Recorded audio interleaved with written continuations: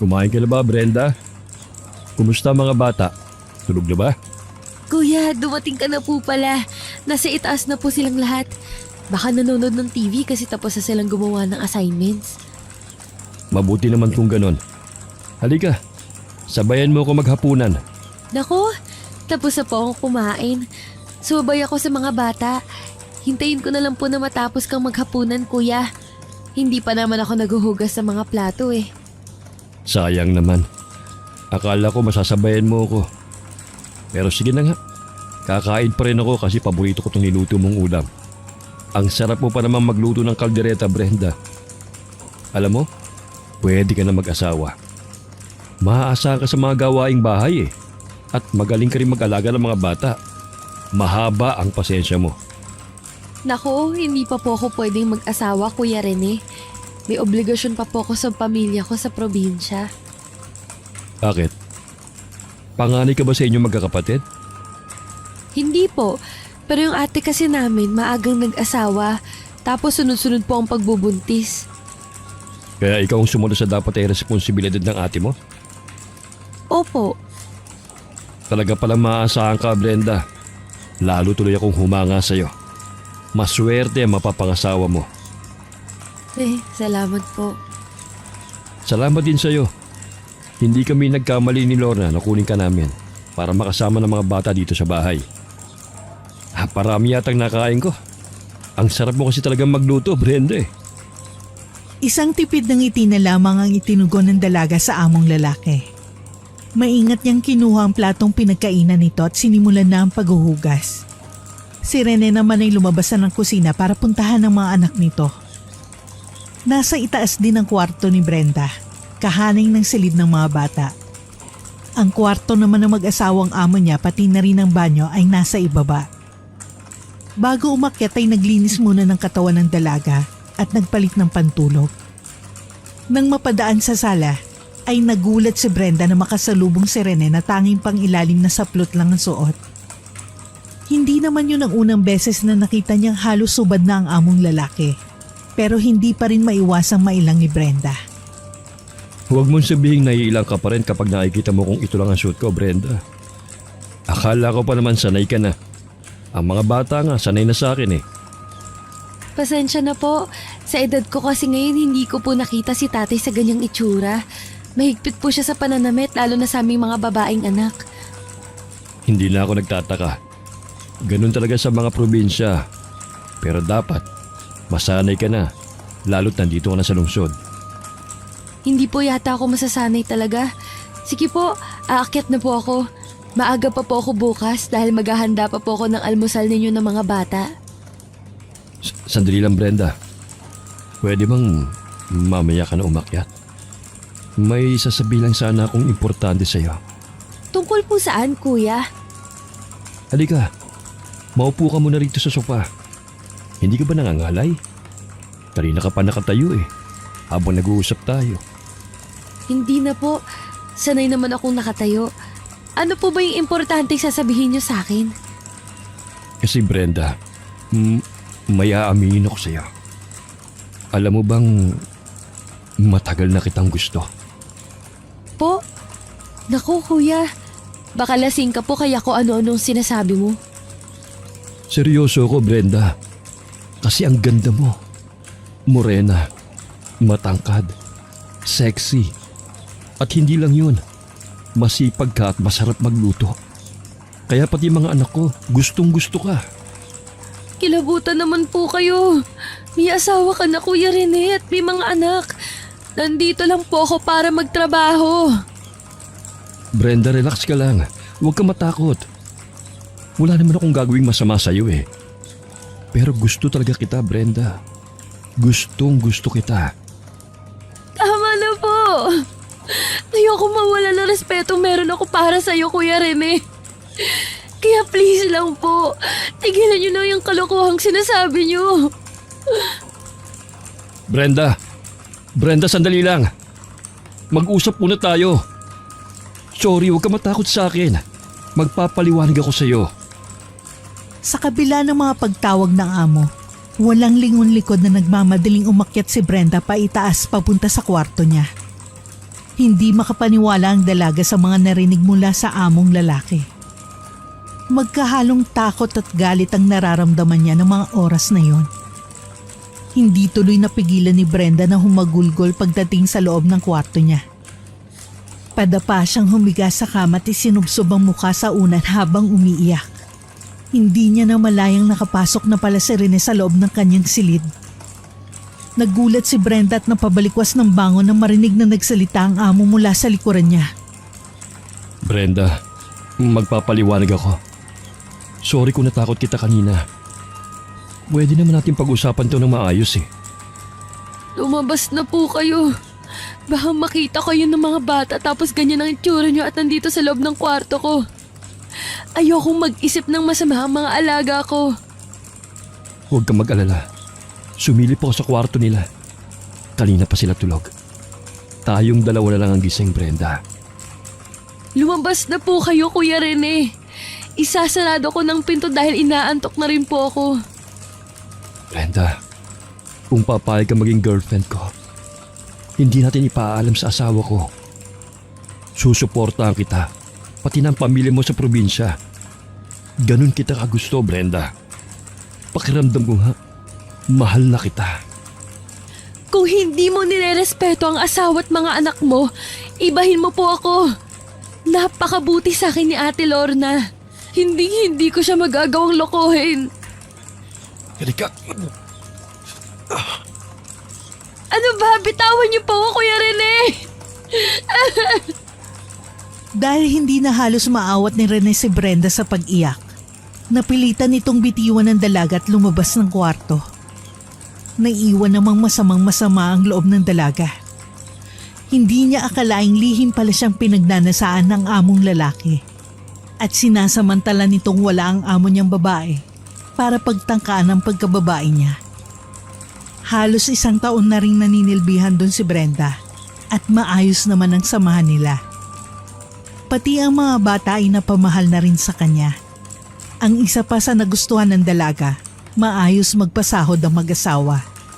Kaya naman buwan-buwan ay nakakapagpadala siya ng pera at grocery sa pamilya niya sa probinsya. Pero dahil sa nangyari, nakabuo ng desisyon ng dalaga. Pagbalik ni Lorna, ay nagpaalam siya sa babae na uuwi ng probinsya. Nagdahilan na lamang si Brenda para pumayag ito. Nalulungkot man siya sa naging desisyon pero hindi na siya pwedeng magtagal pa sa bahay ng mga ito. Baka kasi sa susunod ay magtagumpay na si Rene sa masamang binabalak nito sa kanya. Nagulat man ang pamilya ni Brenda sa biglaang pag-uwi niya. Hindi na nag-usisa pa ang mga ito, lalo na ang kanyang ina. Tumulong na lamang ulit siya sa bukid at sa mga gawaing bahay. Hanggang sa magkaroon sila ng hindi inaasahang bisita. Biglang nagbakasyon sa probinsya nila ang pinsan niyang galing ibang bansa. At may mga kasama itong barkada. Malugod naman tinanggap ng nanay ni Brenda ang mga ito sa bahay nila. Pwede bang maupo sa tabi mo, Brenda? Kiko, bakit ka nandito? Oo naman, upo ka lang. Pero ingat ka kasi baka mahulog ka. Mataas pa naman tong pampang. Salamat. Hinanap kita sa nanay mo, pati na rin sa pinsan mo. Bigla ka kasing nawala sa bahay. Sabi nila, nandito ka nga raw sa paborito mong tambayan. Nagpupunta ako dito kapag gusto ko magmuni-muni. Tsaka mahangin kasi dito at magandang view. Lalo na kapag palubog ang araw. Tama ka. Masarap nga rito. Tahimik at presko. Ito yung masarap dito sa probinsya. Sariwang hangin, di gaya sa Maynila. Pero nasa Maynila ang magagandang trabaho, Kiko. Kung ganun pala, bakit hindi ka na bumalik sa dati mong trabaho? Mahabang kwento. Mukhang personal masyado yung tanong ko, no? Pasensya ka na, Brenda. Oo nga pala. Ano nga yung mga isla na natatanaw ko? Mga karatig isla. Sakop din ng Romblon. Kaya ba nating languyin mula dito hanggang doon? Sira ka ba? Siyempre hindi. Kailangan natin sumakay ng baroto o yung maliit na bangkang desagwan. O di kaya doon sa bangkang gamit sa pagbiyahe. Nakarating ka na ba sa mga isla na yun, Brenda? Hindi ba ba dun sa dalawa? Sa Gakot pa lang, yun kasi ang pinakamalapit dito sa isla namin. Doon naman sa Banton, yung nakikita nating pinakamalaking isla. Doon daw lumipat noon si Nanang. Nanay ni nanay ko. Nung panahon ng gera. Tapos yung natatanaw nating parang kambal na isla.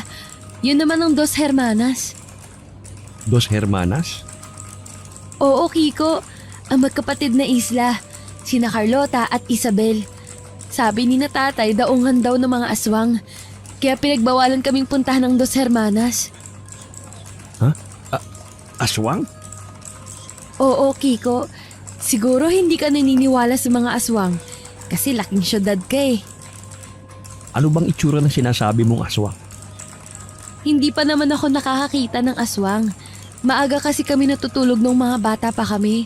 At hindi na pinapayagang lumabas sa gabi. Pero sabi nila, maraming anyo ang aswang. Dito sa probinsya namin, kagkag kung tawagin. Minsan, anyong kabog o yung malaking paniki. Minsan naman daw malaking aso o di kaya baboy. Ibig sabihin, yung malaking baboy na itim na nakasalubong ko kagabi, aswang yun? Kagabi? Oo. Niyaya kasi ako ng pinsan mo na manood ng sayawan sa kabilang barangay. Tapos umihi ako ron. Sa may sagingan. Malapit lang din sa auditorium. Akala ko yung itim na baboy na nakita ko, nakalimutan lang isilong ng may-ari. Aswang pala. Bakit hindi mo agad sinabi kina nanay? Alam nila kung sino mga aswang dito sa lugar namin. Siguro taga malapit lang yun. Tapos alam na dayo ka dito sa isla namin. Kiko, huwag ka na muna sasama sa mga sayawan lalo na't gabi. Baka mamaya hindi ka na makabalik ng Maynila. Kasi makukuha ka na ng aswang na nagpakita sa'yo sa saglingan. Hindi naman intensyon ni Brenda na takutin ang bisita nilang bakasyonista. Gusto niya lang itong bigyan ng babala para makapag-ingat. Hindi akalain ng dalaga na lalagnatin si Kiko kinagabihan. Nagdeliryo pa ito at panay sigaw na layuan daw ito ng aswang. Mabuti na lamang at matyaga itong binantayan ng nanay niya. Kinabukasan ay maayos na ang pakiramdam ng binata. Pero nang makita nito si Brenda ay biglang namutla ulit si Kiko. Marahil ay naalala nito ang aswang dahil sa kanya. Sumama na ulit ang binata sa mga sayawan at pistahan ng mga sumunod na araw. Panatag naman ang loob ni Brenda dahil may dala na ang mga itong pangontra sa aswang, maligno at iba pa. Pero may mga gabing nagigising ang dalaga at nagigis na ng kanyang ina na nakatayo sa may bintana. May naririnig daw kasi ang matanda na naglalakad sa labas nila para bang nagmamasid. Nang malaman yun ng tatay ni Brenda kinabukasan, naglagay ito ng karit at mga barya sa bubong nila. Nagtayo rin ito ng mga wali sa kanilang tarangkahan. Bago naman matulog sa gabi, ay nagsasaboy ang nanay niya ng mga butil ng bigas sa bakuran. Lahat daw yun ay mabisang pangontra at pain sa aswang. Mamimiss ko tong tambayan natin. Lalo na ikaw, Brenda. Mula nang ginamot ako ng nanay mo at binigyan ng mga pangontra, di na ulit nagpakita sa akin yung aswang. Kaya nga sobra ako nagpapasalamat sa iyo at sa pamilya mo. Hindi lang sa pagpapatuloy sa amin, kundi pati na rin sa pagprotekta sa aming magbabarkada. Naku, wala yun, Kiko. Bisita kayo ng pinsan ko. Obligasyon naming istimahin kayo at siguraduhin ligtas. Pero, hindi mo man lang ba naisip, kahit minsan, Kiko, na baka ako pala yung aswang? Puro ka talaga kalokohan, Brenda. Seryoso ako, Kiko. Hindi sumagi sa isip ko kahit minsan. Pero, kung sakaling magiging aswang ka, kusa na ka magpapalapa sa'yo, Brenda. Talaga lang ha? Pero maiba ako. Babalik pa ba kayo dito sa isla namin? Hindi ko pa masasabi. Bala ko kasing mangibang bansa pagbalik ko sa Maynila. Ganun ba? Hindi pala sigurado kung magkikita pa tayo ulit. Pero, susulat naman ako sa'yo palagi, Brenda. Wala akong maraming oras para suyuin ka dahil kailangan akong magtrabaho. Sana okay lang kung sa sulat kita ligawan. Hihintayin ko ang mga pangako mong sulat, Kiko. Salamat, Brenda. Salamat. 2 linggo mula nang bumiyahe si Kiko at ang iba pang mga bisita ni na Brenda nang magpa siya ang dalaga na bumalik sa dating trabaho niya sa Cainta. Nagbabaka sakali lamang siya na tatanggapin muli ng mag-asawang Rene at Lorna. Kung sakali mang may mahanap na ang mga ito na kapalit niya, balak ni Brenda na maghanap ng ibang mapapasukan. Magpapatulong siya sa mga pinsang nagtatrabaho naman sa Pasig. Wala si Rene nang dumating si Brenda sa bahay ng mga ito. Si Lorna lamang ang naabutan niya ron. Hindi naman nagdalawang isip ang babaeng tanggapin siyang muli bilang kasambahay. Hindi pa raw talaga naghahanap ang mga to ng kapalit ni Brenda dahil umaasa ang mag-asawa, lalo na ang mga alaga niya, na babalik pa siya. Pero mas doble ang kasiyahang nakita ng dalaga sa mukha ng among lalaki nang madatnan siya nito sa kusina pag uwi ni Rene galing opisina. Akma siyang sasalubungin ng yakap, pero mabuti na lang at nakaiwas kagad si Brenda sa lalaki. Nang magkaroon ng pagkakataong makapag-day off, ay binisita ni Brenda ang pinsan niya na nagtatrabaho sa Pasig. Doon ay nalaman niyang nakakausap nito sa telepono si Kiko. At ibinigay na rin nito sa binata ang address ng pinagtatrabahuhan niya sa Cainta. Labis na natuwa si Brenda sa ibinalita sa kanya ng pinsan niya. Hindi pala nalimutan ni Kiko ang mga pangako nito sa kanya. May natanggap akong sulat galing sa ibang bansa, Brenda. Galing sa nagangalang Francisco. Galing kay Kiko. Kiko? Boyfriend mo? Kailan pa? Hindi ko po boyfriend, kuya. Naging bisita po namin noong nasa isla pa ako. Sa probinsya namin. Kasama pong nagbabakasyon ng pinsan ko. Hindi mo pa kamo nobyo? Kung ganun, nanliligaw sa'yo? Hindi ka naman niya susulatan kung hindi ka tipo. Nasaan na pong sulat, Kuya Rene? Sagutin mo muna yung tanong ko, Brenda. Manliligaw mo ba siya? Kailangan po ba na pati personal na bagay tungkol sa akin ipaalam ko pa sa inyo? Aba nga naman. Nagkaroon ko lang ng manliligaw na nasa abroad. Bigla ka nang yumabang. Hindi naman po sa ganun. Ang akin lang, hindi ko naman siguro obligasyong ipaalam pa sa inyong lahat ng mga nangyayari sa buhay ko. Basta ang alam ko po, ginagawa ko naman ng maayos ang trabaho ko. Sabagay, may punto ka naman. Nandun sa kama mo yung sulat. Inilagay ko kanina. Wala ka kasi. Nasa banyo. Nariligo. Pumasok kayo sa kwarto ko? Oh, bakit? May problema? Bahay ko to, Brenda. Baka nakakalimutan mo. May karapatan akong pumasok sa lahat ng mga kwarto rito. Sige po, babalik na ako sa kusina. Salamat po. Hindi nagustuhan ni Brenda ang inasta at pamimiloso po ni Rene sa kanya. Lalo na nang malaman niyang pumasok ito sa kanyang kwarto nang walang paalam. Pero para hindi na humaba pa ang usapan, siya na lamang ang umiwas. Nag-aalala kasi ang dalaga na baka makita pa sila ni Lorna o di kaya ng mga bata na nagtatalo. Kinagabihan, sabik na binuksan ni Brenda ang kauna-unahang sulat sa kanya ni Kiko. Laman ng sulat nito ay pangungumusta at mga kwento sa mga karanasan ng binata sa ibang bansa. Pero ang higit na nakapagpasaya sa puso ni Brenda ay ang nabasa niya sa huling bahagi ng sulat. Nakasaad kasi ron na labis na nangungulila sa kanya si Kiko. Kaya naman ng gabing yon ay nakatulog ang dalaga na mingiti sa mga labi. Ang buong akala ni Brenda ay magtutuloy-tuloy ang pagpapalitan nila ng sulat ni Kiko. Hanggang isang araw, wala na siyang natanggap na sulat mula sa binata. Labis na ikinalungkot yun ni Brenda. Kung kailan kasi sinagot na niya ito, ay saka naman hindi na nagparamdam si Kiko. Nang hindi na kinaya ng dalagang lungkot at sakit na dulot ng unang pagkabigo sa pag-ibig, nagpaalam siyang muli sa mga amo na uuwi ng probinsya. At sa ikalawang pagkakataon ay hindi siya pinigilan ni Lorna. Mababakas naman ang pagtutol sa mukha ng amo niyang lalaki. Pero wala naman itong nagawa lalo na't buo na ang pasya niya. Pero hinahabol yata ng kamalasan si Brenda. Dahil sa mismong gabi ng pagdating niya sa isla, ay may nakainkwentro siyang kagkag. Ito ang tawag sa aswang sa lugar nila. Alas 9 ng gabi dumaong sa isla nila ang sinakyan niyang bangka.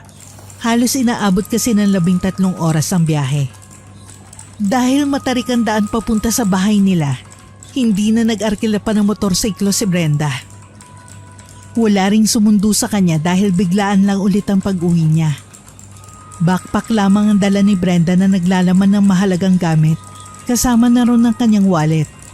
Ang iba pa niyang bagahe ay babalikan na lamang niya kinabukasan kasama ang tatay niya. Palibhas ay kinalakihan na niya ang madilim at masukal na daan, ay halos hindi na nangangapa ang dalaga. Tuloy-tuloy lamang ang lakad niya. Wala rin sa isip niya ang takot. Ang gusto niya lang nung mga oras na yon ay makarating ng ligtas sa bahay nila at makapagpahinga. Pero nang nasa tapat na siya ng isang abandonadong bahay, ay biglang nakaramdam ng kakaibang dalaga. Biglang umalinsangan ng paligid at nagtaasa ng mga balahibo niya sa katawan. Naramdaman din ni Brenda na may mga matang nakamasid sa kanya. Kinakabahan man at tinatablan na ng takot ay hindi nagpahalata si Brenda. Mas binilisan niyang paglalakad hanggang sa halos tumakbo na siya. Maya-maya pa'y nakarinig na ng mga pagaspas ng pakpakan dalaga. Naalala niya ang tungkol sa kagkag na kinikwento sa kanila noon ng lolo niya. Madalas ayan yung paniki, pero aswang talaga. At dayo lamang sa isla nila. Lalong binilisan ni Brenda ang pagtakbo pero sa malas ay natisod siya sa isang nakausling bato. Hindi na napigilan ng dalaga ang pagtumba dahil nawalan siya ng balanse. Napaigik siya sa sakit ng tumama ang likod niya sa isang matigas na bagay. Mabuti na lamang at sa damuhan tumama ang ulo niya. Napapikit siya at tuluyang naluha nang marinig ang papalapit na kagkag. Nang unti-unti itong bumaba sa lupa, ay tuluyan nang nawalan ng pag-asa si Brenda. Naisip na lang ng dalaga na katapusan na niya. Magigis na lamang siya ng pamilya niya kinabukasan na isang malamig na bangkay hanggang sa...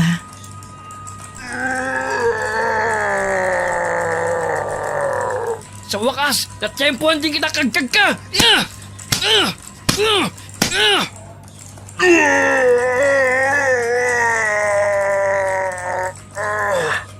Papatayin kita! Salot ka! Ang tagal mo na kaming piniperwisyo! Dapat doon ka na lang maghasik ng lagim sa imperang pinanggalingan mo! Tulungan niyo po ako! Brenda? Ikaw ba yan? Nandito ka na ulit sa isla?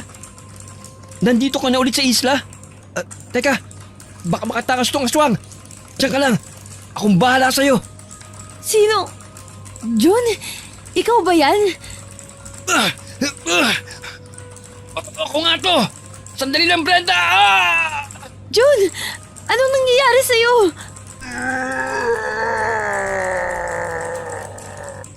Jun! Nasaan ka? Jun! Nandito ako. Naisahan ako ng aswang, Brenda. Natakasan ako ng hayop. Hayaan mo na. Mas mahalaga ang kaligtasan mo, nating dalawa. Kahit nanghihina ay pilit nilapitan ni Brenda si June. Tinanggal rin niya muna ang backpack na sinuot niya paharap sa kanya pagdating sa pantalan. Kung sana'y sa likod niya inilagay yon, hindi gaanong nasaktan ng likurang bahagi ng kanyang katawan pagbagsak niya sa lupa. Dahil madilim ang paligid, hindi makita ng dalaga kung saan tinamaan ng aswang si June. Saka pa lamang niya nalaman na nagkalat ang dugo sa suot nitong damit pagdating nila sa kanilang bahay. Gulat at pag-aalala ang naging reaksyon ng mga magulang niya pagkakita sa kanila. Kaagad na ginamot ng tatay ni Brenda ang mga sugat ni June na dulot ng mga kalmot dito ng aswang na umatake sa kanya. Labis-labis din ang pasasalamat ng magulang ng dalaga kay June dahil sa pagkakaligtas ng binatilyo sa kanya. Sinabi naman ni June na nagkataon lamang ang lahat, pero maaari ring tadhana ang may gawa. Matagal na raw nitong binabantayan ng kagkag, Dahil inatake rin nito noon ang kapatid na buntis ni June. Hindi nga raw makapaniwala ang binatilyo na mabosesa nito si Brenda. Akala nito'y guni-guni lamang yon dahil ang pagkakaalam ni Jude ay nasa kaintaan dalaga at nagtatrabaho. Nang mga sumunod na araw ay naging bisita ni Brenda ang binatilyo. Tumutulong ito sa tatay niya at sa kanya sa mga gawaing bahay. Hindi naman sa pinagbabawalan kitang pumunta rito sa bahay. Pero June, mas matanda ako sa'yo. Kung tama si tatay sa sinabi niyang nililigawan mo ko, hindi pwede. Bakit naman hindi pwede? Tama ang tatay mo. Ang totoo niyan, nag-iipon lang ako ng lakas ng loob para makapagpaalam ako sa kanya ng formal na manliligaw ako sa'yo. June, bata ka pa. 17 ka lang. At 18 ka naman. Gasino na yung 1 taon na tanda mo sa akin. Kahit na, hindi pa rin magandang tignan. Parang nakababatang kapatid na kita. Matagal na akong may gusto sa'yo, Brenda. Mga bata pa lang tayo. Hinahangaan na kita. Dapat nung nakarang uwi mo pa ako magtatapat sa'yo. Kaya lang, naunahan ako nung Kiko na bisita nyo. Ah, si Kiko. Kilala mo pala siya? Boyfriend ko na siya, June. Boyfriend? Paano nangyari yun? Balita ko, nasa abroad siya. Sinagot ko siya sa sulat. Ganun ba? Bakit parang hindi ka naman masaya? Kasi kung kailan sinagot ko na siya, saka naman hindi nagparamdam. Ganun ba? Baka naman hindi talaga seryoso. O di kaya, may nakilala doon na mas maganda. Siguro nga. Pero para sa akin, ikaw ang pinakamaganda, Brenda. Bilobola mo lang ako eh. Pero salamat. Hindi pambobola yon. Kalimutan mo na yung Kiko na yun. Nandito naman ako eh. Hindi man ako nakapag-abroad kagaya niya. Hindi man ako kasing pogi niya. Pero hindi naman kita sasaktan. Lolokohin o ipagpapalit, Brenda. Hay nako, June. Bata ka pa. At ako rin. Marami pa akong pangarap para sa pamilya. Hindi naman kita kagad pakakasalan kapag sinagot mo ako eh. Makapagsalita ka para may pampakasal na nga talaga. Talagang meron na. May mga alaga akong baboy at baka. May lupa na rin kung sakali magpapatayo na magiging bahay natin. Talaga lang ah. Seryoso nga. Pero hindi pa naman kami mamamanhikan. Tutulungan muna kitang abutin ang mga pangarap mo para sa pamilya mo habang pinaghahanda ng magiging kasal natin balang araw. June, Seryoso talaga ako, Brenda. Hindi na lang kita gusto. Mahal na kita. At ikaw ang babaeng pangarap kong iharap sa altar at makasama hanggang sa pagtanda. Dahil na rin sa pagpupursige ni June at para makalimutan ng sakit na idinulot ni Kiko sa puso ni Brenda, sinagot niya ang binatilyo. Hindi na niya gaanong pinatagal pa ang panliligaw nito sa kanya, lalo't mukhang seryoso naman talaga ito at aprobado ng buong pamilya niya. Napagkasunduan nilang sabay umalis ng probinsya para magtrabaho.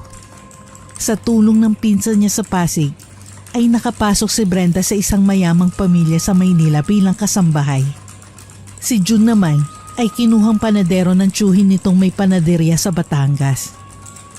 Mabilis na lumipas ang panahon. Naging maayos at matibay ang kanilang relasyon hanggang sa umabot na sila ng 10 taon bilang magnobyo. Palibhasa ay may ipon na si June at naipagawa na rin ni Brenda ang bahay nila sa probinsya. Nagkasundo na magpakasal ang dalawa. Umuwi sila sa probinsya at doon nga'y namanhika na si June sa kanila. Kaagad din silang bumalik sa kani-kaniyang trabaho. May 5 buwan pa bago ang araw ng kasal nila kaya makakapag-ipon pa sila. Lalo at medyo malaki rin ang magagastos sa kasal. Masaya si Brenda. Sigurado na siya kay June at nasasabik na siyang maging asawa ito. Pero hindi akalain ng dalaga na magkukrus ang mga landas nila ng una niyang pag-ibig. Nang minsang bumisita siya sa kanyang pinsan sa Pasig, ay nagulat siya nang madatnan niya ron si Kiko, Brenda, buhay ka pa pala? Brenda, magpapaliwanag ako. Para saan pa? Ikakasal na ako. ikakasal ka na. Kanino? Sa boyfriend ko. Hindi mo kilala. Probinsyano rin siya kaya bagay kami. Hindi siya nakapagtapos, hindi nakapangibang bansa, pero hindi siya katulad mong sinungaling at manloloko. Pero tayo pa, Brenda. Hindi naman tayo naghiwalay. Bigla ka na lang nawala. Hindi na nagparamdam. Wala nang mga sulat. Anong iisipin ko? Anong gusto mo? Umasa pa ako? Ikaw ang hindi na sumagot sa mga padala kong sulat, Brenda. Ako nga mas dapat manumbat sa iyo ngayon eh. Anong ibig mong sabihin? Hindi ako tumigil sa pagpapadala ng mga sulat sa iyo. Pero wala akong natanggap. Si Kuya Rene, ang amo kong lalaki sa Kainta, siya ang laging nakakatanggap ng mga sulat mo. Hindi kaya hinarang niya ang mga sulat ko kaya wala ka natatanggap. Teka, may gusto ba sa yung Rene na yun, Brenda? Inaalok niya ako maging babae niya at muntik pagsamantalahan. Gulat at galit ang naramdaman ni Kiko sa mga nalaman nito kay Brenda.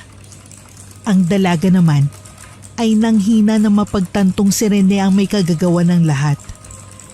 Hindi pala siya niloko at basta binaliwala ni Kiko. Pakana lamang ang lahat ng dati niyang amo. Marahil dahil nagsiselos ito sa kanyang unang naging nobyo. Hindi maiwasang maguluhan ni Brenda. Lalo na nang aminin sa kanya ni Kiko na mahal pa rin siya nito. Napamahal na rin sa kanya si June at utang niya ang kanyang buhay sa binata. Pero mas matimbang pa rin sa puso niya ang lalaking unang nagpatibok sa kanyang puso. Nang magkita sila ulit ni June, nagpaalam ang binata na babalik na ito ng probinsya para asikasuhin ang nalalapit nilang kasal. Gustong ipagtapat ni Brenda sa nobyo na nagkita silang muli at nagkausap ni Kiko. Pero nawalan siya ng lakas ng loob para gawin yun. Hanggang sa nasundan pa ang mga pagkikita nila ng dating nobyo. Habang nasa probinsya si June. Isang buwan bago sumapit ang kasal nila ni June, ay umuwi si Brenda sa probinsya. Kasama si Kiko at ang kaibigan nito na pinsan niya. Hindi akalain ng dalaga na inaabangan pala siya ni June sa daungan. Kaagad na napalitan ng lungkot ang saya ng binata nang makita nito kung sino ang mga kasama niyang sakay sa bangka. Nay Gloria, pasok po kayo. Nako, hindi na anak. Kaya lang naman ako nagpunta rito para sunduin ka. Sabi kasi ni June dumating ka na raw. Doon ka na matulog sa bahay. Pero hindi pa po kami kasal. Walang problema ron. Namanhikan naman na sa'yo ang anak ko. At sigurado na magiging manugang kita. Ipinagpaalam na rin kita sa mga magulang mo, Brenda. Pero Nay, may mga kasama po akong bisita. Wala pong iistima sa kanila kung sa inyo ako matutulog. Mga lalaki naman yata yung mga bisita mo. Kaya na nilang mga sarili nila. Siguradong hindi naman sila pababayaan ng iyong ina. Pasensya na po talaga, Nay Gloria. Sa susunod na lang po ako matutulog sa inyo. Pakisabi po kay June, mag-usap kami bukas.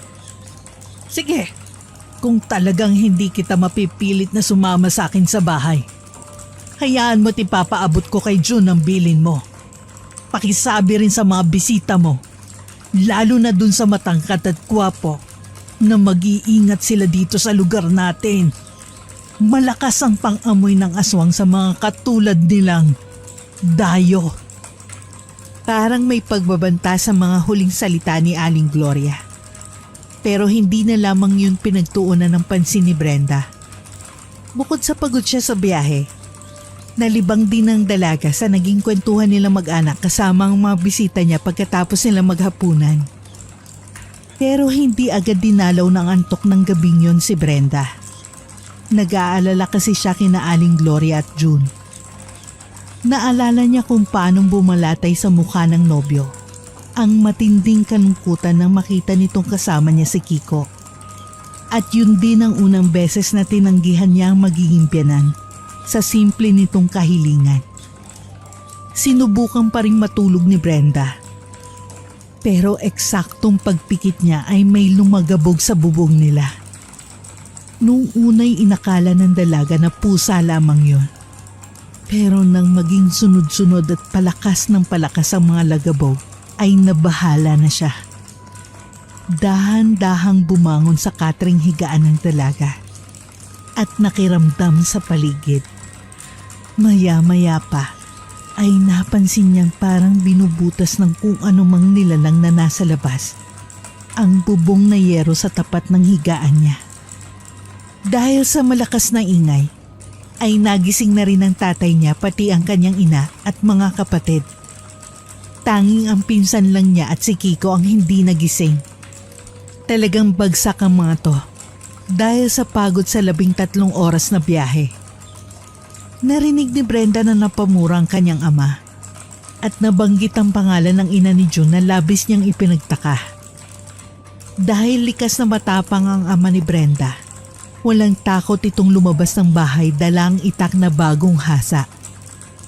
Pasigaw na sinabi ng matanda sa aswang na hindi ito natatakot at hindi uurong sa laban. Lalo na kung mapeperwi siyang pinakamamahal nitong pamilya. Maya-maya pa ay narinig ni Brenda ang tila pagbuelo ng aswang.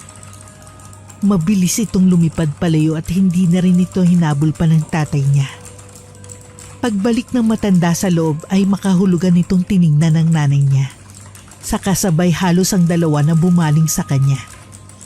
Hindi maintindihan ng dalaga kung bakit parang siya ang sinisisi ng mga magulang sa biglang pag-atake ng aswang sa bahay nila. Ganun pa man, hindi rin nakaligtas sa paningin ni Brenda ang tila pag-aalala ng kanyang ama't ina. Kinabukasan, 7:00 pa lang ng umaga ay nasa tahanan na nila si June. Kaagad itong hinarap ni Brenda. Dahil halos hindi na rin naman siya nakatulog magdamag. Niyaya niya ito sa tambayan niya sa may pampang na madalas nilang puntahan nung naliligaw pa lang sa kanya ang binata. Hindi ka sumama kagabi kay nanay sa bahay. Umasa pa naman akong darating ka. Ibig sabihin, mas pinili mo siya. Yung totoo, Brenda, mahal mo pa rin ba si Kiko? June, sa loob ng 10 taong relasyon natin, naging masaya ako at minahal din kita.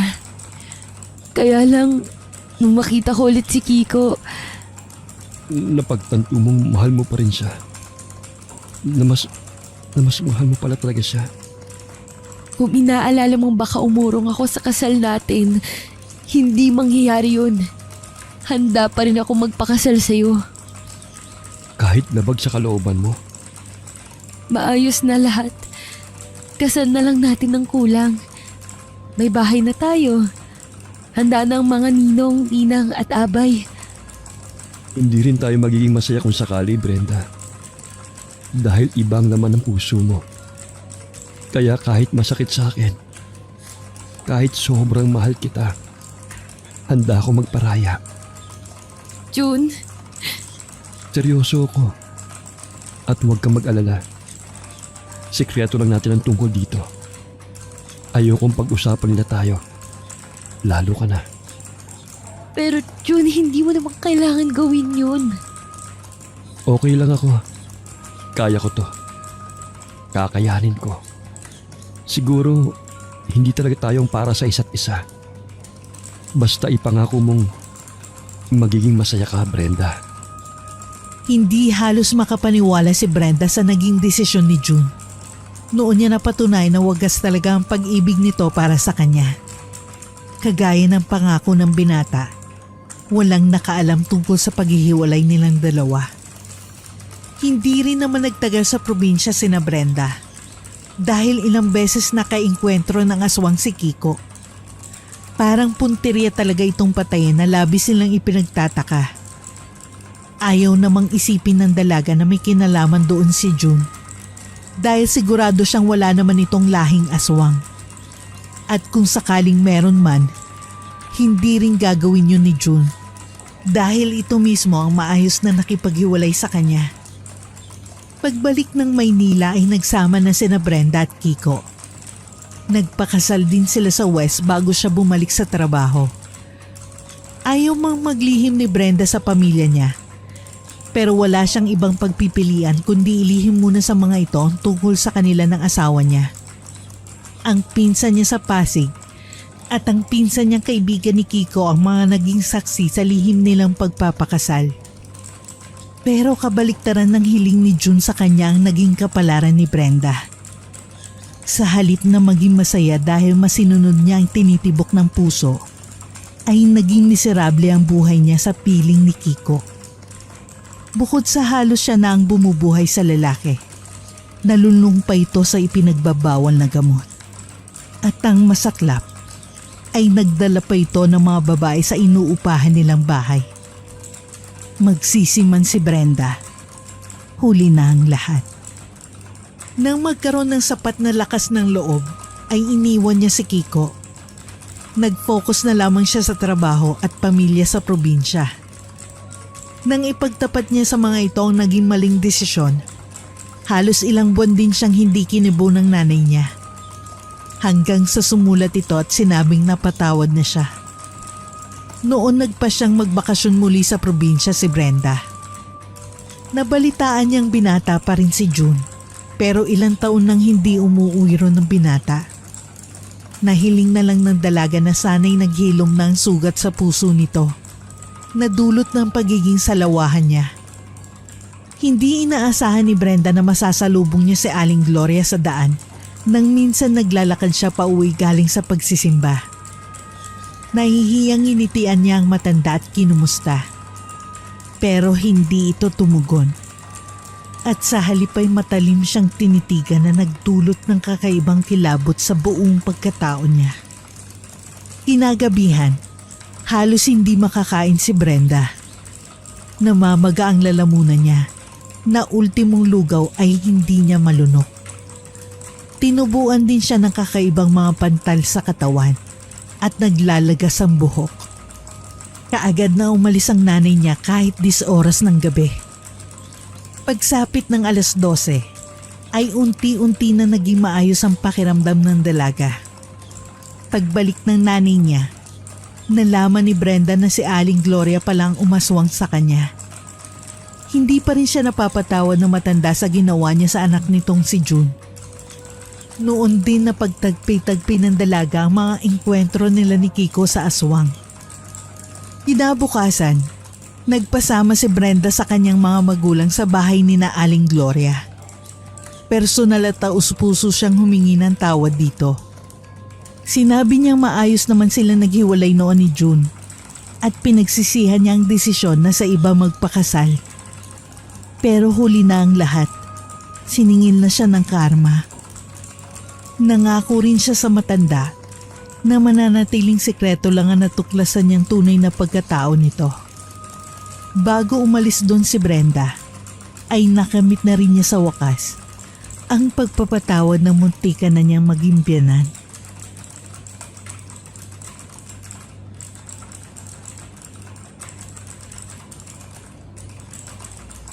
Buwan ng Disyembre taong 1995. Malapad ang ngiti ng 24 anyos sa dalagang si Helen habang inilalagay sa sobre ang sulat niya para sa nobyong si Jimmy. Sa susunod na buwan ay uuwi na siya ng Pilipinas. Halos 2 taon na naging kontrata niya sa Singapore bilang domestic helper. Malungkot sa ibang bansa. Sa mga unang buwan ni Helen sa nasabing bansa ay halos gabi-gabi siyang umiiyak.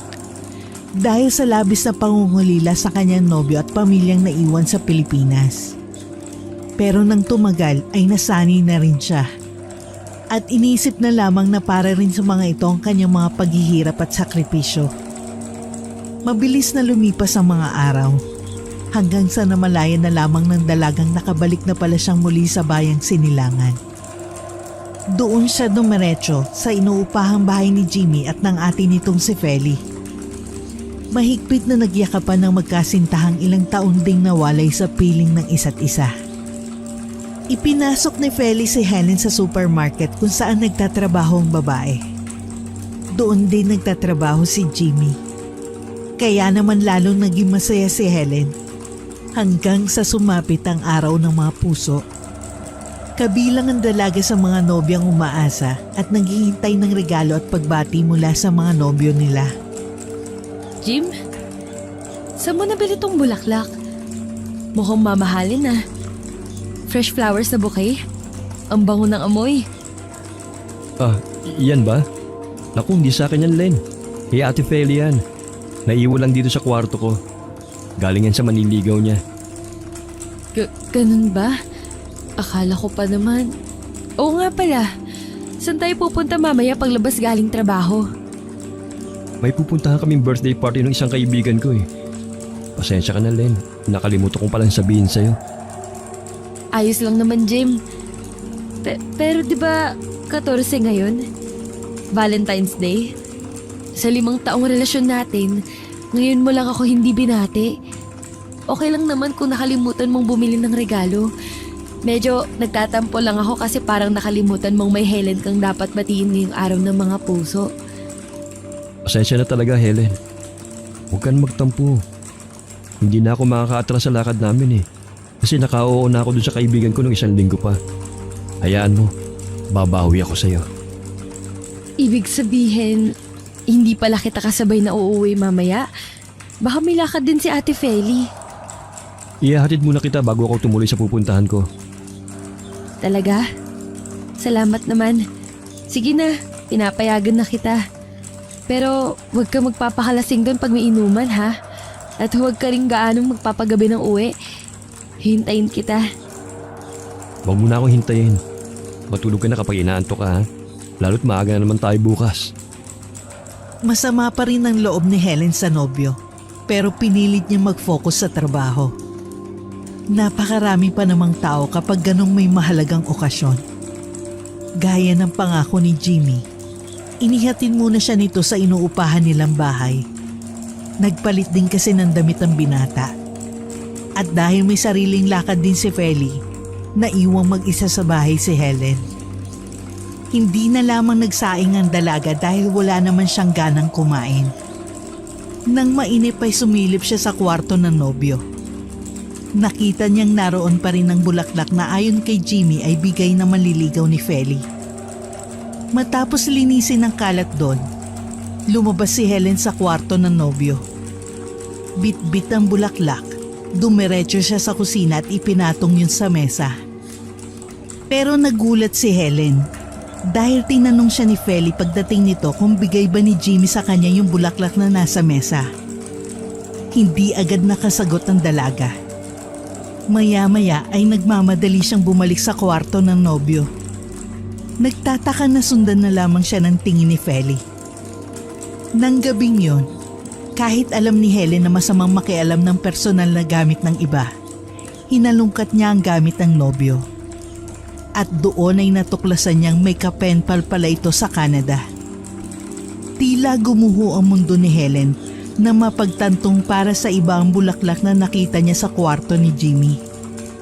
Tuluyan na siyang napaiyak nang maalalang nagsinungaling pa sa kanya ang nobyo.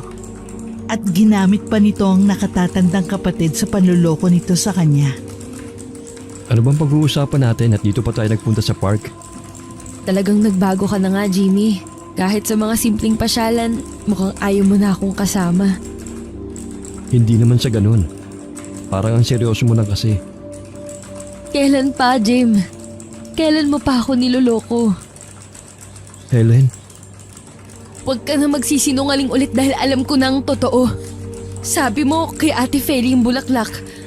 Pero hindi pala. Sa'yo pala yun. Binili mo talaga para sa kapenpal mong kauuwi lang galing Canada. Helen, magpapaliwanag ako. Nasa abroad pa pala ako, nagkakamabutihan na kayo. At matagal mo na akong niloloko. Mas mahal mo na ba ang Eva na yun kaysa sa akin? Len, hindi ko kasi matanggihan si nanay. Nung unang taon mo sa Singapore, nagbakasyon ako sa amin sa Pangasinan. Naaalala ko yun.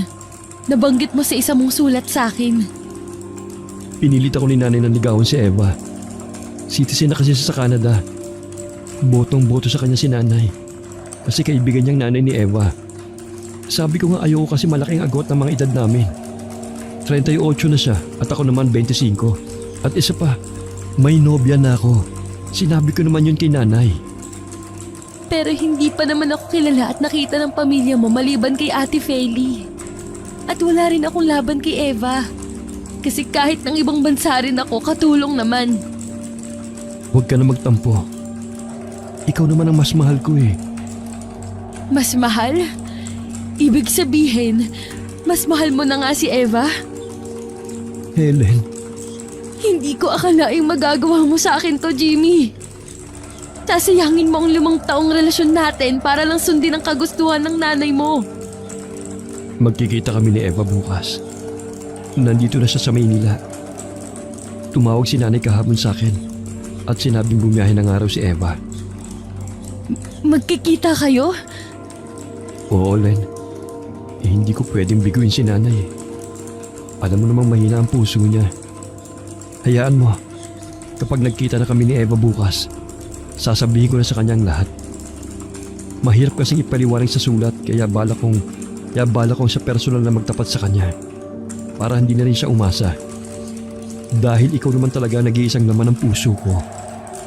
Ikaw ang babaeng gusto kong pakasalan at makasama habang buhay. Mas lalong nadurog ang puso ni Helen dahil sa mga nalaman niya mula kay Jimmy. Pero pinanghawakan na lang muna ng dalaga ang mga pangako sa kanya ng nobyo. Mahal na mahal niya si Jimmy. Hindi niya kayang tuluyang magalit sa binata at hindi rin niya kayang ipaubaya ito sa ibang babae. Si Jimmy ang una niyang pag-ibig at umaasa si Helen na ito na rin ang magiging huli. Kinabukasan, tahimik lang si Helen sa trabaho. Hindi rin niya kinakausap si Feli dahil mukhang may alam din ng babae tungkol kay Eva. Bago magtanghali, may 2 babaeng pumasok sa pinagtatrabahuhan nilang supermarket at nagtanong ang mga ito tungkol kay Jimmy. Kinabahan si Helen. Ni hindi niya matingnan ng 2 babae kahit may kilala siyang isa sa mga yun. Si Eva. Helen, pakinggan mo muna sana si Jimmy bago ka magalit. Sasabihin niya sa'yo kung anong pinag-usapan nila ni Eva. Sige. May alok sa akin si Eva. Tutulungan daw niya ako makapunta sa Canada at ihahanap niya ako ron ng magandang trabaho. At pumayag ka? Helen, ano ba? Pwede bang patapusin mo muna sa pagsasalita ang kapatid ko? Paano kayo magkakaintindihan kung pinangungunahan mo na siya? Pasensya na, Ate Feli. Sabi ni Eva na yun nga. Tutulungan niya ako sa lahat. Pati na sa mga gastusin para makalis ako ng bansa. Pero kailangan namin magpakasal. Ganun ba? Eh di sige, pakasalan mo ang babae mo. Hindi mo pa ako diretsuhin kung ano-ano pang dinadahilan mo, Jimmy. Maiintindihan ko naman kung sasabihin mong mas pinipili mong Eva na yan kesa sa akin. Hindi totoo yan, Helen. Kung ako lang masusunod, ayokong umalis ng bansa. Dahil ayokong iwan ka. Pero hindi ko kasi matanggihan si nanay. Puro na lang ba nanay mo ang susundin mo? Jimmy, malaki ka na. May karapatan ka ng magdesisyon para sa sarili mo. Bakit ka magpapadala lang sa sulsul ng pamilya mo? Ayaw nila sa akin? Okay lang. Pero tayo namang 2 magsasama. Magpakalalaki ka naman, Jimmy. Helen, dahan-dahan ka sa pananalita mo ha. Baka nakakalimutan mo, hindi ka pa asawa ng kapatid ko. Girlfriend ka pa lang niya. Kaya may karapatan pa siyang pumili kung sino ang gusto niyang makasama sa buhay hanggang sa pagtanda niya. Kung talagang mas pipiliin mong sundin ang nanay mo, ang pamilya mo, mabuti pa nga sigurong maghiwalay na tayo. Helen, hindi ganun. Hindi tayo maghihiwalay. Walang maghihiwalay. Ate Feli. Ay nako, hindi kasi nakakaintindi tong girlfriend mo. Helen, magpapakasal lang sila ni Eva para maging citizen dun si Jimmy. Pero ikaw naman ang mahal niya. Tuloy pa rin ang relasyon niyo. Pwede naman siyang umuwi pa rin dito sa Pilipinas. Nahihibang na kayo! Sino sa palagay niyo ang nasa matinong pag-iisip ang papayag sa ganong sitwasyon? Ayoko, Jimmy! Ako ang una at tunay mong nobya. Tapos ako pa pala yung magiging kabit? Anong pamilya yung meron ka, Jimmy? Daig pa ninyo ang may lahing siraulo. Bakit? Masakit ba marinig ang totoo? Akala ko pa naman kakampi kita, Ate Feli. Kasi babae ka rin at alam mo yung pakiramdam ng niloloko. Pero yung pala, kagaya ka rin ng nanay nyo. Kukonsintihin mo rin si Jimmy at susulsulan. Dahil ano? Dahil maperang Eva na yon? Hahayaan mo akong magmukhang kawawa at katawa-tawa dahil lang sa pera? Len, tahan na. Kasalanan ko. Ako talaga yung nagkamali. Dapat nung una pa lang, hindi na ako pumayag sa gusto ni nanay. Patawarin mo sana ako. At bigyan ng isa pang pagkakataon. Len, please. Hinayaan ni Feli na mag-usap ng masinsinan sina Helen at Jimmy. Masama man ang loob ng dalaga sa nobyo. Naayos din nilang di pagkakaunawaan sa huli. Pumayag din si Helen nang sabihin ni Jimmy na bibisita ito sa Pangasinan, sa pamilya ni Eva. Hindi maiwasang mangamba pa rin ng dalaga. Pero mahal niya talaga ang binata. Nangako rin naman itong ipagtatapat na kay Eva ang tungkol sa kanya. Pati na rin ang plano nilang magpakasal. Habang nasa Pangasinan si Jimmy, nagkaroon ng masamang panaginip si Helen. May isang itim na nilalang na sumasakal sa kanya. Bagamat nakamulat ang mga mata ng dalaga, ang nilalang na nagtatangkang patayin siya ay malabo ang mukha. Hingal na hingal at habol ang paghinga ni Helen nang magising siya. Pakiramdam niya ay totoong nangyari ang lahat. Sa nanghihinang mga kamay, ay pilit niyang kinapa ang leeg at sinampal ang sariling pisngi. Hindi niya mapigilang mapaiyak nang mapagtantong nagising siya mula sa isang nakakatakot na panaginip. Dahil nagkakailangan na sila ni Feli, hindi na niya pinanggit sa babae ang tungkol sa kanyang napanaginipan. Nang bumalik si Jimmy, tinanong kaagad ni Helen ang nobyo kung nasabi ba nito kay Eva ang tungkol sa kanila. Hindi ko nasabi sa kanya. Lalo na sa pamilya niya. Pasensya ka na, mahal. Pero bakit? Ibig bang sabihin, pinipili mo siya? Hindi, Helen. Natakot kasi ako sa magulang niya. Mahal na mahal nila si Eva. Lalo na ng mga kapatid niyang lalaki. Nag-iisang anak na babae siya. At nasasabik sila makapag-asawa na si Eva. Paano tayo magpapakasal kung hindi mo pa naaayos yung problema mo kay Eva? Jimmy, kaya nga tayo magpapakasal para lumagay na sa tahimik. Pero paano mangyayari yun kung ganito kagulo ang sitwasyon mo? Natin! Pasensya ka na talaga, mahal. Huwag ka na magalit. Hayaan mo. Kukuha lang ako ng tiyempo para masabi sa kanya. Tatawagan ko siya. At pangako, sasabihin ko na talaga sa kanya ang totoo. Para hindi na rin siya umasa pang kaming dalawang magkakatuluyan. Jim, huling pagkakataon na tong ibibigay ko sa'yo ngayon. Kapag hindi mo pa rin nasabi kay Eva ang lahat ng dapat mong sabihin, ako na mismo ang lalayo. Aalis ako dito at maghahanap ng ibang trabaho. Doon sa malayo sa'yo. At gagawin ko ang lahat para hindi na ulit mag-cross ang mga landas nating dalawa. Helen. Mula ng huling pag-uusap ni na Helen at Jimmy, hindi na ulit kinibo ng dalaga ang binata. Hindi rin naman siya nito kinulit. Naisip nun ni Helen na baka napagtanto rin talaga ni Jimmy na mas mabuti kung susundin na lang nito ang kagustuhan ng ina at mga kapatid. Mula mang sapat na basihan ay labis na nasaktan si Helen sa mga naiisip. Hindi niya alam kung handa na nga ba siyang ipaubaya kay Eva si Jimmy kung sakali. Hindi niya rin magawang lubusang magalit sa nanay ng nobyo. Naisip ng dalaga na marahil bilang isang ina, ay gusto lang talaga nitong mapabuti ang anak. Kumpara naman kasi talaga kay Eva ay talong-talo siya. Bukod kasi sa botong-boto rito ang pamilya ni Jimmy. Maganda rin ang magiging buhay ni Jimmy kapag si Eva ang nakatuluyan ng binata. May posibilidad na makapagtrabaho sa ibang bansa si Feli. Pati na rin ang iba pang kapatid ng mga ito. Hanggang isang araw, Nagkaroon ng hindi inaasahang bisita si Helen.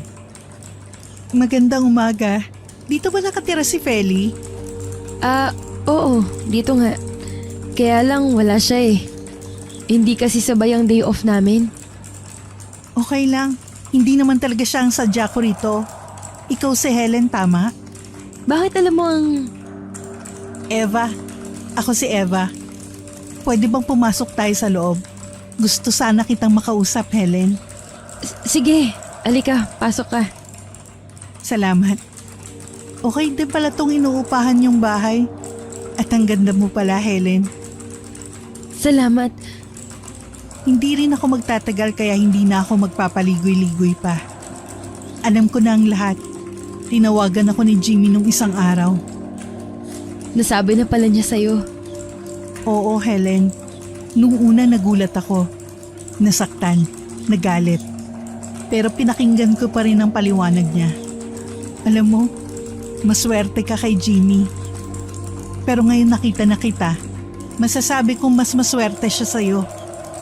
Eva, Hindi ko na kayang magalit sa kanya nang malaman kong nanay niya talagang may pakana ng lahat.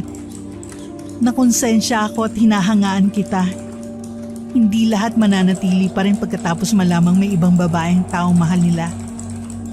mahal ko si Jimmy. 5 taon na rin kami magnobyo. Marami nang nalampas ang mga pagsubok sa relasyon namin. Hindi rin naman ako galit sa'yo, Eva. Kasi hindi mo naman alam na may nobyo na pala si Jimmy. Salamat kung ganun, Helen. Aaminin ko, nasaktan ako. Umasa rin kasi talaga ako. Akala ko si Jimmy na yung lalaking nakatadhana para sa akin. Hindi pa rin pala. Nakakalungkot. Pero pagbalik ko ng Canada, makakalimutan ko rin ang kabiguan ko kay Jimmy. Sana nga mapatawad mo rin si Jimmy pagdating ng panahon. Pero alam mo ba, na inihahanda ko na rin ang sarili ko kung sakaling ikaw ang piliin niya. Na malabong mangyari. Mahal na mahal ka niya, Helen. Pasensya na kung nasaktan ka dahil sa akin. Sana maging masaya kayo ni Jimmy.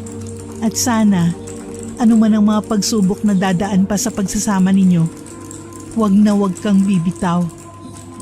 Maraming salamat, Eva. Ipagdarasal kong sana mahanap mo rin ang lalaking mamahalin mo at magmamahal sa'yo ng totoo. Bago umalis si Eva ay nagyakap muna ng mahigpit ang dalawa. Sa kabila ng mga nangyari sa kanila, ay isang magandang samahan ang nabuo sa pagitan ng dalawang babae sa buhay ni Jimmy. Nagbilin si Eva kay Helen na siya na lamang ang magpaabot sa nobyo ng pamamaalam nito at pasasalamat. Naintindihan naman ng dalaga kung bakit ayaw nang makita at makausap ni Eva si Jimmy bago ito bumalik sa ibang bansa. Ramdam ni Helen na napamahal na rin talaga sa nobyo niya si Eva. Pag-uwi ni Jimmy kinagabihan, ibinalita rito ni Helen ang tungkol sa pagbisita ni Eva. Hindi nakaligtas sa mga mata ng dalaga ang lungkot ng lumarawan sa mukha ng nobyo. Alam ni Helen na katulad ni Eva, nahulog din ang loob ni Jimmy sa babae. Marahil nga kung nagkataong wala siya sa buhay ng binata, ay magkakatuluyan ng dalawa. 1 linggo ang matuling lumipas. Nagkasundo sina Helen at Jimmy na uuwi ng Pangasinan. Gusto kasi ng nobyo niya na humingi ng basbas sa pamilya nito bago sila magpakasal. Sana'y hindi ka na nagpakita sa akin, Jimmy. At dinala mo pa talaga ang babaeng yan dito. Nay naman, wag na ho kayong magalit sa akin. Maayos ng lahat sa pagitan namin ni Eva. Bakit? May pagpipilian ba siya? Anong gusto mo? Siya pa yung maghahabol sa'yo? Mas kailangan mo siya kesa sa kailangan ka niya. Pero si Helen po ang mahal ko. Siya ang gusto kong pakasalan at makasama hanggang sa pagtanda. Mabubusog ka ba ng pagmamahal? Mabibigyan ng magandang kinabukasan? Makakatulong sa amin na pamilya mo? Nay, pakiusap naman. Tama na ho ang tungkol kay Eva. Hindi akong lalaki para sa kanya. Kaya ho kami nandito. Para sana hingin ng basbas nyo para sa pagpapakasal namin ni Helen. Hindi ko matatanggap ang babaeng yan sa pamilya natin kahit kailan. Kung gusto ninyo magpakasal, edi sige. Pero huwag kang aasa na dadalo ko sa kasal mo. Si Eva lang ang babaeng gusto ko para sa'yo, Jimmy. Wala nang iba. Kaya kung talagang mas pinipili mo ang babaeng yan kesa sa amin, kesa sa akin, kalimutan mo na rin na may ina ka pa rito sa Pangasinan. Walang nagawa si Jimmy kundi umalis kasama si Helen. At dahil alanganin na kung babiyahe sila pabalik ng Maynila, nakiusap na lang ang binata sa isang malapit na kaibigan niya sa Pangasinan para doon sila magpalipas ng gabi. Halos hindi rin naman sila nakatulog dahil magdamag na umiyak si Helen. Labis siyang nasaktan sa naging trato sa kanya ng ina ni Jimmy. Bawat salitang binitiwan ng matanda ay parang kutsilyong sumasaksak sa puso niya. Lalong napaluha si Helen nang maisip na baka kahit magkaanak sila ni Jimmy, hindi pa rin magbabago ang tingin sa kanya ng ina nitong botong-boto kay Eva. Wag! Lumayo ka sa akin! Huwag mo akong patayin! Wag! Ah! Helen? Helen? Helen, gising! Gising, Helen! Jimmy! Ano bang napaniginipan mo? Takot na takot ka. May tao sumasakal sa akin! At gusto kong patayin! Ilang buwan na niya akong dinadalo sa panaginip ko, Jimmy! Shh! Panaginip lang yon. Nandito lang ako lagi sa tabi mo. Kaya huwag ka nang umiyak. Wala kang dapat ikatakot.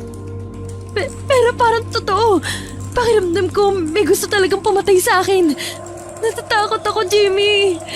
Natatakot ako. Baka epekto ng sobrang pag-iisip mo sa mga bagay-bagay. Kalimutan na natin ang mga nangyari sa nakaraan, mahal. Mag-focus na lang tayo sa pag-aasikaso ng kasal natin. Sana nga yun lang dahilan ng masama kong panaginip. Pero paano kung babala pala yun? Paano kung... Ipanatag mong loob mo. Dahil hindi kita pababayaan anuman ang mangyari. Hanggang nabubuhay ako, walang pwedeng manakit sa'yo, mahal ko. Dahil sa mga sinabi ni Jimmy kay Helen, unti-unting napanatag ang loob ng dalaga. Nang mga sumunod na araw, naging abala sila sa pag-aasikaso ng kanilang kasal. Bumiyahe ang mga magulang at dalawang kapatid ni Helen paluwas ng Maynila. Pero hindi talaga sumipot ang ina ni Jimmy na si Anita. Dumalo naman sa kasal nila si Feli. Pero sumama ang loob ni Helen dahil itim na bestida ang isinuot ng babae. Hindi na lang niya ito kinumpronta para hindi na lumaki pa ang gulo. Pagkatapos ng kasal nila, umuwi ng Pangasinan si Feli. Ang pamilya naman niya ay bumalik din kaagad sa kanilang probinsya. Ate Feli, bakit ka umiiyak? May nangyari bang... Ikaw ang may kasalanan ng lahat, Helen. Dahil sa'yo, ulila na kami ngayon, Zayda. Nagpakamatay si nanay dahil hindi niya matanggap na ikaw ang pinakasalan ni Jimmy at hindi si Eva. Ate, tama na. Walang kasalanan si Helen. Wala namang may gusto sa nangyari. Kaya huwag mong ibuntos sa kanyang sisi sa pagkamatay ni nanay. At sinong sisisihin ko, ikaw? Sa bagay kung hindi lang sana naging matigas ang ulo mo. Hindi maiisip ng nanay natin na kitli ng sarili nitong buhay. Asawa ko na si Helen. Dahil sa nangyari, lalong hindi ko na siya matatanggap pa bilang hipag, Jimmy. At isinusumpa ako. Hindi kita patatahimikin, Helen. At hindi kita mapapatawad. Ikaw ang pumatay kay nanay. Sinabing tama na, Ate Feli. Wala na kayong ginawa kundi pasamain ang loob ng asawa ko. Pinalagpas ko yung ginawa mong pagsusot ng itim sa kasal namin dahil ayoko mag-away tayo. Pero hindi na ako papayag na bastusin mo pa ulit, insultuhin at pagbintangan si Helen sa kasalanang hindi naman niya ginawa. Basta ito ang tandaan mo, Helen. Magbabayad ka sa ginawa mo sa pamilya namin. Salot ka! Salot! Umalis ka na, Ate Feli. Habang may natitira pa akong konting respeto sa'yo bilang nakatatandang kapatid ko. Lalong sumidhi ang nadaramang galit ni Feli kay Helen nang palayasin ito ni Jimmy. Hindi naman niya napigilang mapahagulgol dahil sa matinding sama ng loob. Talagang kahit anong gawin niyang mabuti, hindi siya matatanggap ng pamilya ni Jimmy. Sinabihan siya ng asawa na huwag seryosohin ang mga banta ni Feli. Pero nakaramdam pa rin ng pangamba si Helen. Lalo na nang bigla siyang tubuan ng mga kakaibang sugat sa katawan. Madalas ding masama ang pakiramdam niya kaya ilang linggong hindi nakapasok sa trabaho si Helen. Mas nakakakilabot din ng mga napapanaginipan niya. At umabot sa puntong halos ayaw na niyang matulog sa gabi. Kapag wala si Jimmy, pakiramdam ni Helen ay may kasama siya sa bahay na laging nakamasid at nakabantay sa bawat kilos niya. May mga pagkakataong hindi na niya kayang labanan ang antok dahil sa ilang linggong pagpupuyat. Pero nagigising din kaagad si Helen dahil nararamdaman niyang may katabi siya sa higaan. Lalo't may naririnig siyang nakakarinding mga bulong.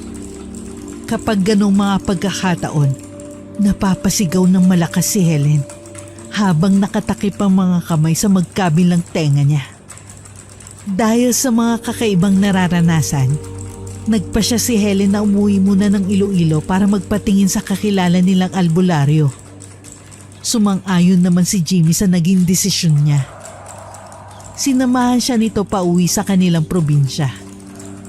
Bagamat hindi na nagulat sa nalaman mula sa albularyo, mas tumindi naman na nadaramang takot ni Helen sa mga pwede pang mangyari sa kanya. Tama ang hinala ko. Ang ate Feli mo nga ang may kagagawan ng mga kakaibang nangyayari sa akin. Pasensya ka na, Helen. Hindi ko akalaing tututuhanin niya yung mga banta niya sa'yo. Ibig bang sabihin may lahi kayong mangkukulam? Hindi ko alam, Helen. Hindi ko alam. Baka may inutusan si Ate Feli. Baka may kakilala siya o si nanay na may alam sa itim na mahika. Paano kung hindi naagapan ang ginagawa niya sa akin? Baka patay na ako ngayon. Huwag mong sabihin yan, mahal. Palagay ko, hindi naman intensyon ni Ate Feli na patayin ka. Masama lang siguro ang loob niya dahil sa mga nangyari sa aming ina. Dahil kung talagang intensyon niyang patayin ka, barang na kagad ang gagamitin o ipagagawa laban sa'yo. At talaga ipagtatanggol mo pa siya? Helen, kapatid ko pa rin siya. At mas kailangan namin ng isa't isa ngayong ulila na kami sa ina. Oo nga pala. May sasabihin ako sa'yo. Ano yun? Bala ko mang ibang bansa sa susunod na buwan. Pagbalik natin sa Maynila, aayusin ko na yung mga kailangan kong ayusin. Sigurado ka na ba talaga sa plano mong yan? Oo, Helen. Para kapag nagkaanak tayo, may sarili na tayong bahay at ipon na rin para sa kanyang kinabukasan. Lalo na sa pag-aaral niya. Pero para sa pamilyang bubuuin natin, sige, susuportahan kita sa desisyon mong yan, Jimmy. Napagkasunduan ng mag-asawang Helen at Jimmy na sulitin ang bakasyon nila sa Iloilo. Lalo't matatagalan bago sila makauwi ulit doon dahil nga mag-a-abroad si Jimmy. Matagumpay din ang naging pagpapagamot ni Helen. Mahusay ang kaibigang albularyo ng kanilang ina. Nakontra nito ang kulam na ginawa sa kanya ni Feli. Ang buong akala nila ay tapos na ang problema at matatahimik na sa wakas ang kanilang pagsasama. Pero may bagong pagsubok palang darating kay Helen. Hindi na naman siya makatulog dahil ayaw siyang patahimikin ni Anita. Mukhang hanggang sa kabilang buhay ay hindi titigil ng kanyang biyenan hanggat hindi siya nito na ibabaon sa hukay. At hindi lang ito basta nagmumulto dahil nagagawa nitong saktan siya ng pisikal. Naroong tinutulak siya nito sa hagdan. Binabagsakan ng mabibigat na gamit. Hinahagisan ng matatalas na bagay. Minsan ay muntik din siya mapilay nang mahulog sa hagdan. Mabuti na lang talaga at nagkakataong nakakaligtas si Helen sa lahat ng masasamang balak sa kanya ng multo ni Anita. Pero hindi na talaga niya alam kung anong gagawin para tigilan na siya nito. Para tuluyan na matahimik ang buhay at pagsasama nilang mag-asawa. Jimmy, alam mong mahal na mahal kita. Pero wala na ako ibang maisip na paraan para tigilan na ako ng nanay mo. Maghiwalay na lang tayo. Ano bang sinasabi mo, mahal? Maayos na ang lahat ng huling pag-uusap natin ha. Pumayag ka na nga na umalis ako ng Pilipinas. Nagbago na ba ang isip mo? Ayaw mo na ba akong umalis? Pwede naman natin pag-usapan ulit ang tungkol doon, Helen. Hindi mo kailangan makipaghiwalay sa akin. Lalo na ngayong kasal na tayong dalawa.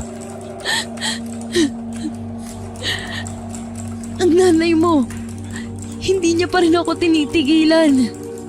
Minumulto niya ako, Jimmy. At may pakiramdam akong hindi siya titigil hanggat hindi ako namamatay. Bakit ngayon mo lang sinabi sa akin? Sana kung nalaman ko kagad, hindi na lang ako umalis ang bahay. Kaya nga hindi ko na ipinapaalam sa'yo dahil ayoko maapektuhan pati ang trabaho mo. Ayoko na, Jimmy. Ayoko na. Pagod na ako. Ibibigay ko na lang ang gusto ng nanay mo para matapos na rin ang paghihirap ko. Helen, pakiusap mahal. Huwag kang panghinaan ng loob. Huwag tayo mawalan ng pag-asa. Bumalik tayo sa kakilala niyong albularyo. Sasamahan kita. Naniniwala kong matutulungan niya tayo. Babalik tayo ulit ng Iloilo? Kung yun lang ang tanging paraan para matapos ang mga pagpaparamdam at panggugulo sa ilang multo ni... Pero gastos na naman yun, Jimmy. Mas kailangan mo ng pera para sa pag-aasikaso ng mga papel para sa pangingibang bansa mo. Ako nang bahalang gumawa ng paraan, Helen. Sa ngayon, ang mas mahalaga sa akin ay ang kapakanan mo. Salamat, Jimmy. Basta ipangako mo sa akin na hindi mo na ulit iisipin at babanggitin ang tungkol sa pakikipaghiwalay. Hindi mo alam kung gaano kasakit para sa akin ang marinig yun mula sa'yo. Oo, Jimmy. Pangako. Hindi na mauulit. Patawarin mo sana ako kung nasabi ko yun. Ama na, tapos na yon. Hindi ako galit. Pero aaminin kong nagtampo ko kanina. Basta lagi mong tatandaan na mahal kita, Helen. Higit pa sa buhay ko. Mahal na mahal din kita, Jimmy. Mahigpit na nagyakap ang mag-asawang Helen at Jimmy.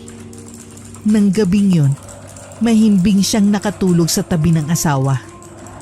Pansamantalang nakalimutan ni Helen ang tungkol sa pagmumulto ni Anita. Hindi natulog si Jimmy at binantayan lamang ang asawa hanggang umaga. Pagkagising ni Helen kinabukasan, ay saka pa lamang pinagbigyan ni Jimmy ang sarili na makapagpahinga. Labis ang pasasalamat ni Helen sa kabiyak at lalo niyang naramdaman ang pagmamahal nito at pag-aalaga. Hindi na nag-aksaya pa ng oras ang dalawa. Nang sumunod na araw ay bumiyahe na sila pabalik ng probinsya ni na Helen. Nagulat ang pamilya niya sa bigla nilang pagdating. Pero nang sabihin ni Helen kung ano ang pakay nila sa biglaang pag-uwi roon, ay agad na nagboluntaryo ang nanay niya para samahan sila sa kakilala nitong albularyo. Pagdating doon, ay ikinuwento lahat ni Helen ang karanasan niya. Ang mga pagpaparamdam sa kanya at panggugulo ng multo ng biyenang si Anita. Amamanhig! Amamanhig? Ano ho yun? Pag-alagalang multo na nanliligalig. Ano ho ang dapat naming gawin para tigilan na ako nito? Katulad ng ibang mga kauri nito, asin na mabisang pangodra o pampuksa sa mga multo. Ngunit sa kaso mo, Helen, malakas ang multo na nanliligalig sa iyo. Pinalalakas pa ito lalo ng takot mo ng matinding galit sa iyo ng isang taong nabubuhay pa at may kaugnayan sa mamanhig. Ano ho ang ibig niyong sabihin? May kamag-anak o kapamilya ba ang asawa mo na may galit sa iyo? Si Ate Feli. Maaaring may isang bagay siyang ginagamit na naiwan ng iyong maumong biyanan. Isang mahalagang bagay na pag-aari ni Anita na naroon sa tahanan niyo. Kailangang hanapin mo yon at sunugin. Helen, kapag nagawa mo yon, hindi ka naguguluhin pa ng amamanhig. Anong bagay naman ho kaya yon? Ikaw ang mas nakakaalam ng mga gamit o pag-aari ng iyong ina. Ikaw lamang ang makakatulong sa iyong asawa. Maraming salamat ho sa tulong ninyo. Hindi nga nagkamali si nanay. Mahusay kayong albularyo. Walang anuman, Helen. Matagal na kami magkaibigan ng nanay mo. May isang bagay pa pala akong nakalimutan. Ano ho yun? Labanan mo ang iyong takot dahil yun ang nagpapalabas sa amamanhig. Kapag nagawa mo yon, unti-unti itong manghihina habang hinahanap ninyo ang bagay na binabalikan nito sa inyong tahanan. Hanggang sa tuluyan na ninyo itong mapuksa. Lahat ng mga bilin ng albularyo ay sinunod ng mag-asawa. Pagkabalik nila ng Maynila, hinalungkat ni Jimmy ang mga gamit sa dating kwarto ni Feli. Tumulong din si Helen sa paghahanap. Hanggang sa matagpuan niya sa loob ng kahon ng kanyang damit pangkasal, ang isang itim na belo. Pamilyar yun, pero hindi niya agad naalala kung saan niya unang nakita. Maya-maya pa'y nagbalik sa gunita ni Helen na yun ang suot na belo ni Feli nang dumalo ito sa kasal nila ni Jimmy. Itinerno ng hipag niya sa suot nitong itim na bestida. Kaagad na pinakita ni Helen sa asawa ang nasabing belo at agad na nakilala ni Jimmy na pag-aari ngayon ng ina nitong si Anita. Hindi pa rin malinaw sa dalawa kung may binayaran lang ba si Feli o may alam talaga ito sa paggamit ng itim na mahika. Kaagad na sinunog ni Jimmy ang belo ng ina. Pati na rin ang ibang gamit na naiwan ng kapatid nito sa bahay nila. Naghanda rin sila ng asin at holy water para sa muling pagpaparamdam ng amamanhig. Kinagabihan ay naghanda ang dalawa. Ginawa ni Helen ang lahat para malabanan ang nadaramang takot sa tulong ng mapagmahal niyang asawa. Nasaksihan ni Jimmy kung gaano kalakas ang multo ni Anita. Pero dahil sa bilin ng albularyo, mas nilakasan ng mag-asawa ang loob nila. Napansin nilang unti-unting nanghina ang amamanhig. Dahil hindi na nila ito makita, nagsaboy ng asin ang mag-asawa sa bawat sulok ng bahay nila. Pati na rin sa sahig at sa bubong. Nakarinig pa sila ng mga sigaw at lagabog bago tuluyang naging tahimik ang buong paligid. Muling nagyakap ng mahigpit ang mag-asawa. Sa mga puso nila ay kapwa may piping dasal na sana nga ay tuluyan na nilang napuksa ang amamanhig. Bagamat nasunod naman lahat ni na Helen at Jimmy ang mga bili ng albularyo, humingi pa sila ng tulong sa kakilalang pare para makasigurong malaya na talaga ang bahay nila mula sa masasamang espiritu. At matapos nga ang pagpapabasbas nila, hindi na muling nagparamdam pa ang multo ni Anita. Nakalipas ang halos 5 buwan. Isang araw, habang nasa trabaho si Jimmy ay nagkaroon ng isang di inaasahang bisita si Helen. Ate Feli, Kumusta ka na, Helen? Buntis ka na pala. anong kailangan mo? Bakit ka nandito? Anong klaseng tanong yan? Hipag mo ko at kapatid ko si Jimmy. Masama bang bisitahin ko kayo? Wala siya rito. Mamayang gabi pa lang dating niya. Natatakot ka pa rin ba sa akin? Dahil ba sa mga nangyari nitong nakaraan? Pakiusap, Ate Feli. Kahit para man lang sa pamangkin mo, patahimikin mo na ako. Helen, Inakaya ko. Kahit takot na takot ako na labanan ng kulam at amamanhig na ikaw ang may gawa. Pero ngayong buntis ako, hindi ko alam kung kakayanin ko pa kapag may ginawa ka ulit sa akin. Helen, kaya nga ako nagpunta rito para humingi ng tawad sa inyo ni Jimmy. Lalong-lalo na sa'yo. Hindi ako umaasang patatawarin niyo ko agad pero ang mahalaga, nasabi at naipaalam ko sa inyong labis-labis ang pagsisisi ko. Nilamon ng galit ang puso ko dahil sa pagkawala ni nanay. Nakalimutan ko ang lahat ng kabutihan mo, ang pagkakaibigan natin. Patawad, Helen.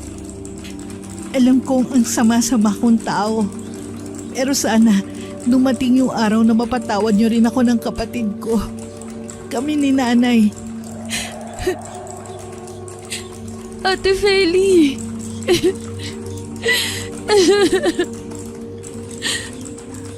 Kagaya ni Helen, gulat na gulat din si Jimmy pagdating nito kinagabihan nang makita ang nakatatandang kapatid. Pero nang tignan nito ang asawa at nakitang nakangiti si Helen, ay napaiyak si Jimmy at sinugod ng yakap si Feli. Maya-maya pa'y nakiyakap na rin si Helen sa dalawa habang nag-iiyakan sila. Nang gabing yun din ay nakamit ni Feli ang kapatawaran mula sa mag-asawang Helen at Jimmy. Masaya nilang pinagsaluhan ng masarap na hapunang hinanda ni Helen. Napagkasunduan din nila na ituloy na ni Jimmy ang pag-alis nito papuntang ibang bansa. Dahil sasamahan si Helen ng hipag habang wala ang asawa. Ito ang aalalay sa kanya. Lalo at buntis siya sa panganay nila ni Jimmy. Bago umalis ang lalaki ng Pilipinas, umuwi muna silang tatlo sa Pangasinan upang bisitahin ang puntod ni Anita. Nagpaalam din si Jimmy sa ina. At humiling na sana'y tuluyan na matahimik ang kaluluwa nito saan man ito naroroon. Nalulungkot man sila at nangihinayang dahil hindi man lang nakita ni Anita ang unang apusanan nito. Alam ni Helen na gagampanan ni Feli ang pagiging mabuting tiyahin sa magiging pamangkin. Kahanga-hanga sina Helen at Jimmy. Dahil sa kabila ng hindi magandang nangyari sa nakaraan, nahanap pa rin nila sa kanilang mga puso ang pagpapatawad. Mas pinili nilang magkaroon ng katahimikan kesa magtanim ng galit kina Anita at Feli.